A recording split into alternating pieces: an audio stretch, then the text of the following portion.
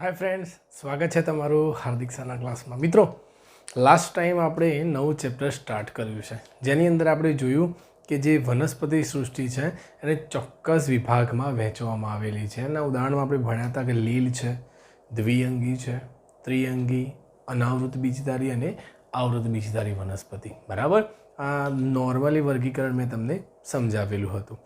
એના સિવાય આપણે વર્ગીકરણ પદ્ધતિઓ વિશે પણ સમજ્યા હતા. હવે આપણે નેક્સ્ટ જે વનસ્પતિ સૃષ્ટિ છે એની અંદર આવેલા સભ્યો વિશે વાત કરવાના છે.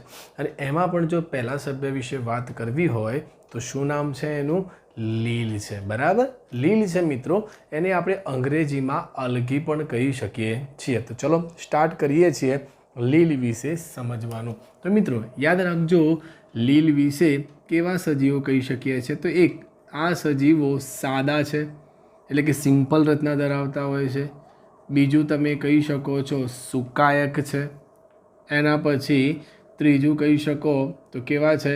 હરિત દ્રવ્ય ધરાવે છે. બરાબર, સાદા છે, સુકાયક. સુકાયક એટલે કે એવી લીલા રંગની રચના કે જેની અંદર પર્ણ, પુષ્પ કે તમે મૂળ જેવા કોઈ વિસ્તારો જોઈ શકતા નથી. નાનકડું એક લીલા રંગનો ભાગ તમને નજરે પડતો હશે, એને આપણે શું કહી શકીએ છીએ? સુકાયક કહી શકીએ છીએ. સુકાયક અથવા તો સુકાય પણ કહેવાય છે. તો સાદા છે, સુકાયક છે અને હરિતદ્રવ્ય ધરાવતા હોય છે. યાદ રાખો, આની અંદર જોવા મળતા મોટા ભાગના સજીવો, મોટા ભાગના સભ્યો કેવા કહી શકો છો? મહદઅંશે જલજ કહી શકતા હોઈએ છીએ. તો ચલો ધીમે ધીમે એની પૂરી વિગત હવે સમજ્યા. તો એક સામાન્ય લાક્ષણિકતાની વાત છે. તો નંબર 1,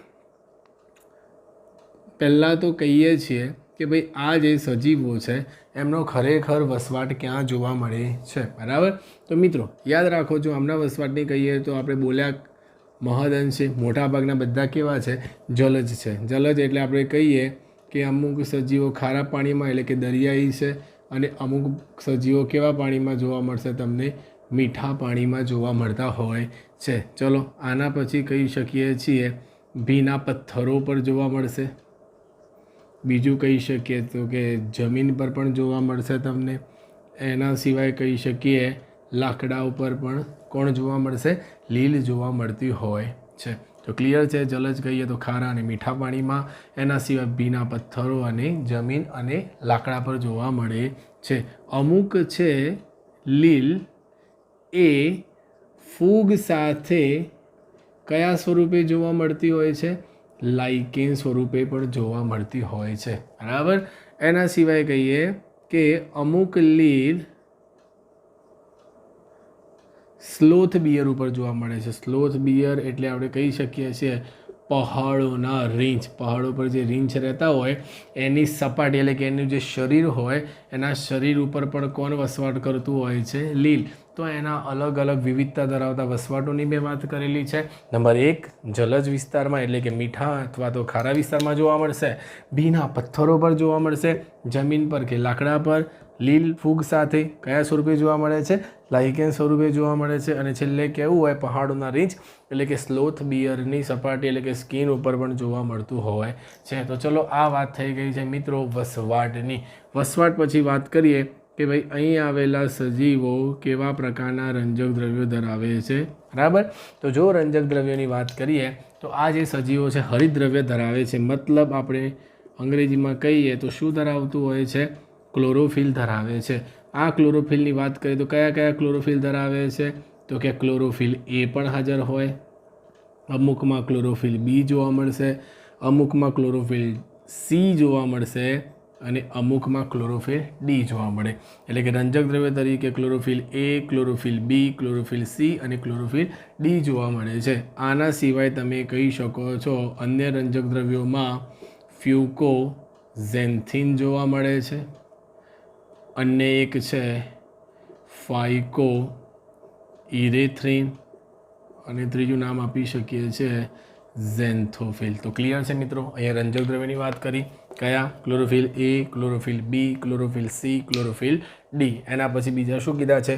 ફ્યુકોઝેન્થી, ફાઇક્રો ઇરેથ્રિન અને ઝેન્થોફિલ. આ અલગ અલગ પ્રકારના રંજક દ્રવ્યો વનસ્પતિ એટલે કે અહીં આવેલા લીલમાં હાજર હોય છે. આને કારણે શું થાય છે તો કે લીલમાં અલગ અલગ રંગ પણ પ્રદર્શિત થતા હોય છે. તો ચલો મિત્રો, આ વાત થઈ ગઈ રંજક દ્રવ્યો. હવે રંજક દ્રવ્યો હાજર છે તો એના આધારે આપણે કહેવાનું છે કે ભાઈ આ સજીવો કેવા પ્રકારનું પોષણ ધરાવતા હશે. તો યાદ રાખો, એમના પોષણની વાત કરી દઈએ. તો મિત્રો યાદ રાખો, પોષણ તો ઉપર ક્લોરોફિલ આપેલું જ છે અને ક્લોરોફિલની હાજરીને આધારે જો તમે બોલી શકો તો શું કહી શકો? પ્રકાશ સંશ્લેષી છે. તો યાદ રાખો, અહીં આવેલા સજીવો કેવા કહી શકો છો? પ્રકાશ સંશ્લેષી. અને પ્રકાશ સંશ્લેષી છે એટલે પોતાનો ખોરાક જાતે બનાવે છે, એટલે એને શું કહી શકો છો? સ્વોપજીવી સજીવો કહી શકીએ છીએ. કયા કહી શકો છો? સ્વોપજીવી અથવા તો સ્વયંપોષી. તો કે પોષણના મામલામાં યાદ રાખવાનું, પ્રકાશ સંશ્લેષી છે એટલે કે સ્વોપજીવી અથવા તો સ્વયંપોષી કહી શકીએ છે. બરાબર, પ્રકાશ સંશ્લેષણ કરીને પોતાનો ખોરાક જાતે નિર્માણ કરતું હોય છે. એના પછી થોડા આપણે આગળ વધીએ છીએ. એની કોષ દિવાલ વિશે વાત કરવાની છે. બરાબર, હવે મિત્રો લીલ તો શું છે? વનસ્પતિ. અને વનસ્પતિમાં કોષ દિવાલ શાની બનેલી હોય છે? સિમ્પલ છે, દરેકમાં શું હાજર હોય છે? સેલ્યુલોઝ. તો કોષ દિવાલની વાત કરીએ તો સિમ્પલી તમારે કહી દેવાનું છે અહીંયા સેલ્યુલોઝ. અને વાત કરીએ છે એના પછી લીલના સ્વરૂપોની, કે ભાઈ અલગ અલગ જગ્યાએ લીલ કયા કયા સ્વરૂપે જોવા મળે છે એ.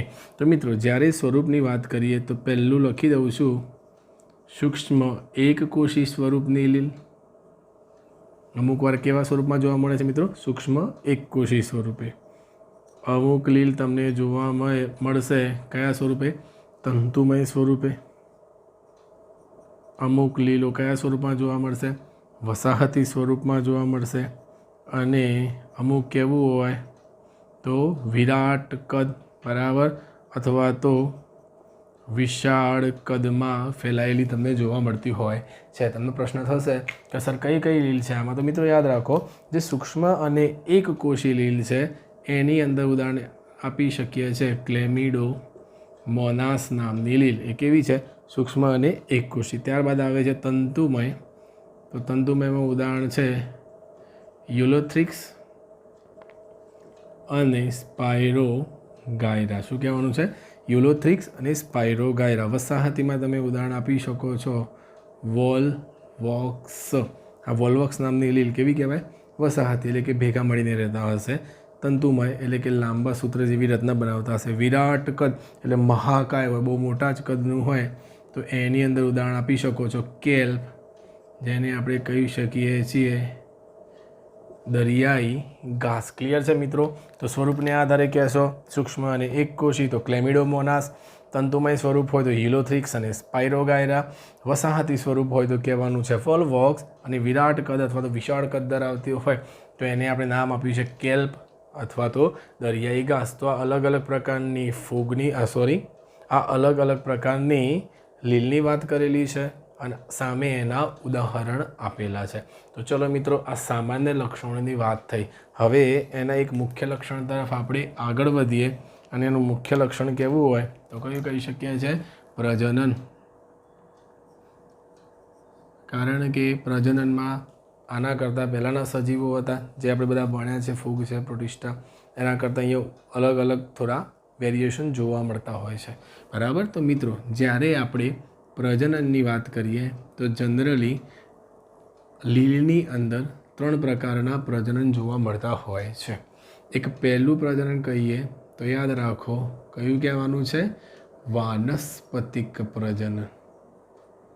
બીજા નંબરમાં બોલી શકીએ છીએ અલિંગી પ્રજનન. અને ત્રીજા નંબરમાં કહેવાનું છે લિંગી પ્રજનન. તો ક્લિયર છે મિત્રો? 3 પ્રકારના પ્રજનન જોવા મળશે: વાનસ્પતિક, અલિંગી અને લિંગી પ્રજનન. ચલો મિત્રો, જ્યારે આપણે વાનસ્પતિક પ્રજનનની વાત કરીએ તો યાદ રાખો જે લીલ છે એ વાનસ્પતિક પ્રજનન કયા સ્વરૂપે કરે છે તો કે અવખંડનની પ્રક્રિયાથી કરશે. આ અવખંડનની પ્રક્રિયાને અંતે યાદ રાખવાનું છે શું થાય છે તો કે દરેક ખંડ સુકાયમાં પરિણમે છે અથવા તો સુકાયકમાં પરિણમે છે. કઈ રીતે? સપોઝ એક સિમ્પલી ઉદાહરણ કરું. આ એક લીલ લીધેલી છે. અવખંડનની પ્રક્રિયામાં શું થશે તો જે લીલ હોય એની જે કોષ દિવાલ એટલે કે એની જે શરીરની સપાટી હશે એનું અંદરની તરફ શું થાય છે, વલન થશે. મતલબ અંદરની તરફ એ આગળ વધે છે અને પરિણામે શું થાય છે, તો એક સમય આવશે તો લીડ શરીરમાં નાના નાના શું બની જાય છે, ટુકડાઓમાં વિભાજિત થઈ જાય છે. આ દરેક ટુકડા શું થશે, તો કે ધીમે ધીમે વિકાસ પામે છે, બરાબર. અને એક સમય આવશે તો શું બની જાય છે, સુકાય બની જતું હોય છે. મતલબ એક આખી લીલ હોય એના ટુકડા થઈ જશે અને દરેક ટુકડો, દરેક ખંડ ભવિષ્યમાં શું બની જશે, સુકાયકમાં પરિણમતો હોય છે. તો ચલો આ એક સિમ્પલી બાબત છે અવખંડનની, બરાબર. એના પછી બીજા નંબરમાં ક્યાં છે, અલિંગી પ્રજનન. અલિંગી પ્રજનન કઈ રીતે થતું હોય છે, તો યાદ રાખો અલિંગી પ્રજનન બીજાણુ નિર્માણ દ્વારા થતું હોય છે અથવા બીજાણુ સર્જન થતું હોય છે. એટલે ઇન શોર્ટ આ પ્રક્રિયામાં શું થાય છે, તો કે બીજાણુઓનું નિર્માણ થાય છે, બરાબર. આ જે બીજાણુ હોય એ કેવા હોય, તો યાદ રાખવાનું છે કશાધારી હોય છે અને સાથે સાથે ચલિત કહેવાના. કશા હશે એના કારણે ચલયમાન હોઈ શકે છે, બરાબર. એટલે કે કશાધારી અને ચલિત હોય છે. આ જે બીજાણુઓ મુક્ત થયા એ બીજાણુઓનું શું થશે, ચોક્કસ સમય આવશે અને અંકુરણ થશે અને અંકુરણની ક્રિયાને અંતે શું બની જાય છે, એક નવો છોડ બની જતો હોય છે, બરાબર. તો અલિંગી પ્રજનન પણ સિમ્પલ છે કે ભાઈ બીજાણુનું નિર્માણ થાય છે. એ બીજાણુનું નિર્માણ થતાં કેવા હોય છે, કશાધારી અને ચલિત હોય છે, જેનું અંકુરણ થઈને શું બનતો હોય છે, નવો છોડ. તો અહીંયા સિમ્પલી 2 પ્રજનનની પદ્ધતિઓ મેં દર્શાવી છે. હવે ત્રીજા પ્રજનનની પદ્ધતિમાં આપણે લઈ લઈએ છીએ લિંગી પ્રજનન. તો યાદ રાખવાનું છે લિંગી પ્રજનન કઈ રીતે થતું હોય છે, તો યાદ રાખીએ તો સિમ્પલી જ કહેવાનું છે જન્યુઓના જોડાણ વડે. જન્યુઓના જોડાણ વડે મતલબ લિંગી પ્રજનનમાં 2 જન્યુઓ હોવાના. એક તમે કહી શકો છો નરજન્યુ અને બીજું કહી શકીએ છીએ માદાજન્યુ. પ્રજનનની પ્રક્રિયાને અંતે અહીં આવેલા બંને જન્યુઓનું જોડાણ થાય. જોડાણની પ્રક્રિયાને અંતે શું બનતું હોય છે, યુગ્મનજ. આ યુગ્મનજ ધીમે ધીમે વિકાસ પામશે અને શું થતું હોય છે, એક નવા સજીવનું નિર્માણ થતું હોય છે. એટલે ઇન શોર્ટ જન્યુઓનું જોડાણ થતું હોય છે. પણ આ લિંગી પ્રજનન જો હજી સમજવું હોય તો એ બીજી 3 પદ્ધતિઓમાં વહેંચાયેલું છે. તો લિંગી પ્રજનન મુખ્યત્વે 3 ભાગમાં આપણે વહેંચી શકીએ છીએ, જેમાંનો એક ભાગ છે સમજન્યુક લિંગી પ્રજનન. એટલે સિમ્પલી લખીએ છીએ સમજન્યુક પ્રજનન પદ્ધતિ. બીજું તમે યાદ રાખો અસમજન્યુક પ્રજનન પદ્ધતિ, અથવા તો એનું બીજું નામ લખી શકીએ છીએ વિષમજન્યુક, બરાબર. અમુક વાર સમજન્યુજ પણ કહેવાય છે, વિષમજન્યુજ પણ કહી શકો છો, બરાબર. એના પછી છેલ્લા નંબરમાં કહી શકીએ છીએ અંડજન્યુક પ્રજનન પદ્ધતિ, બરાબર. તો સમજન્યુક, અસમજન્યુક અથવા વિષમજન્યુક અને છેલ્લું આવશે અંડજન્યુક. ચલો મિત્રો આજે સમજન્યુકની વાત કરીએ તો એની અંદર શું હોય છે, તો સમજન્યુ, સમ એટલે સમાન, બરાબર. તો યાદ રાખવાનું છે અહીંયા જે જન્યુઓ હશે એ કદમાં કેવા હોય છે, સમાન હોય છે, બરાબર. નર હોય કે માદા બંને જન્યુઓ કેવા હશે, કદમાં સમાન. એટલે તમે એને શું કહી શકો છો, સમજન્યુ જ કહી શકીએ છીએ, બરાબર. અહીંયા જો વાત કરીએ તો 2 પ્રકારના જન્યુ તમને જોવા મળશે. એક કહી શકીએ છીએ ચલિત પ્રકારના અને બીજા નંબરમાં કહી શકીએ છીએ અચલિત પ્રકારના. જે ચલિત પ્રકારના હશે એ કશા ધરાવતા હશે, એટલે એને આપણે કશાધારી કહી શકીએ છીએ. જે અચલિત પ્રકારના છે એ કશા ધરાવતા હોતા નથી, એટલે આપણે એને શું કહી શકીએ છીએ, કશાવિહીન. સિમ્પલી દાખલા તરીકે અહીંયા એક જન્યુ લઈએ છીએ, બરાબર. નર અને માદા સમાન જ દેખાવાના છે, બરાબર.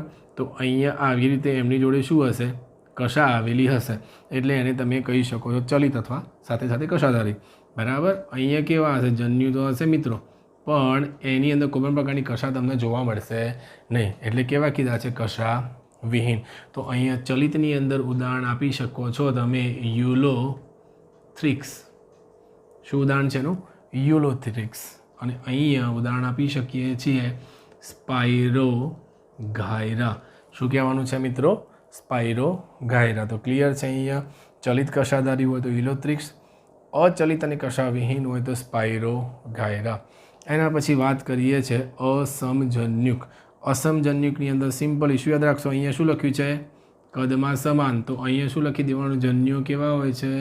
કદમાં અસમાન પ્રકારના હોઈ શકે છે. બરાબર. એટલે અલગ અલગ પ્રકારનું કદ પણ હોઈ શકતું હોય છે. તો ચલો મિત્રો, આજે અસમજન્યુક અથવા તો વિષમજન્યુકની વાત કરીએ. તો એનું ઉદાહરણ છે યુડોરીના. શું કહેવાનું છે? યુડોરીના. ક્લિયર છે? કદમાં સમાન 2 ભાગ પડ્યા. અહીંયા કદમાં અસમાન, નીચે ભાગ પાડવાની જરૂર હોતી નથી. બરાબર. તો ચલો, આ થઈ ગયું અસમજન્યુક. અહીંયા લઈએ છીએ અંડજન્યુક. બરાબર. આ અંડજન્યુક પ્રકારનું જે પ્રજનન થતું હોય છે એની અંદર આવેલા જન્યુઓ કદમાં તો અસમાન હોય છે, સાથે સાથે ચોક્કસ પ્રકારના લક્ષણોમાં પણ શું ધરાવતા હોય છે? વિવિધતા ધરાવતા હોય છે. દાખલા તરીકે અહીંયા હું વાત કરું, અંડજન્યુક પ્રકારમાં 2 જન્યુઓ લઉં છું. એક બાજુ હું લઉં છું નરજન્યુ અને બીજી બાજુ લઉં છું માદાજન્યુ. ક્લિયર છે? આ જે નરજન્યુ હશે એ કેવા છે? સપોઝ ઉદાહરણ તરીકે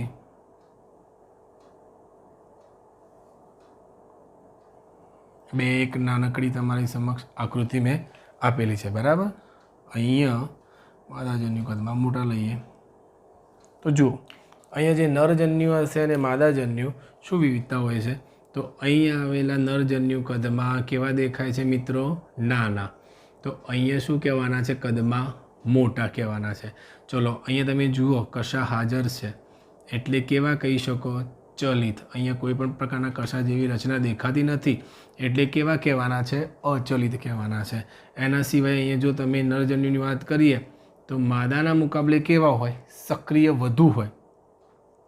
સક્રિય કેવા હોય? વધુ. આ પણ સક્રિય પણ આના જેટલા હશે નહીં. કેવા હોય છે? ઓછા. તો તમે જોઈ શકો છો દરેકમાં કંઈક ને કંઈક પ્રકારની વિવિધતા જોવા મળતી હોય છે. તો આ થઈ ગયું છે અંડજન્યુક. અને આના ઉદાહરણ લઈએ તો એક ઉદાહરણ તમારે કહેવાનું છે ફ્યુકસ અને બીજું ઉદાહરણ લેવાનું છે વોલ્વોક્સ. બરાબર. તો ક્લિયર છે? સમજન્યુક, અસમજન્યુક અને અંડજન્યુક. બરાબર. આખી થિયરી તમારે એક્ઝામ્પલ સાથે યાદ રાખવાની રહેશે. તો ચલો, આ વાત થઈ ગઈ છે લીલના સામાન્ય લક્ષણો અને એની પ્રજનન પદ્ધતિ.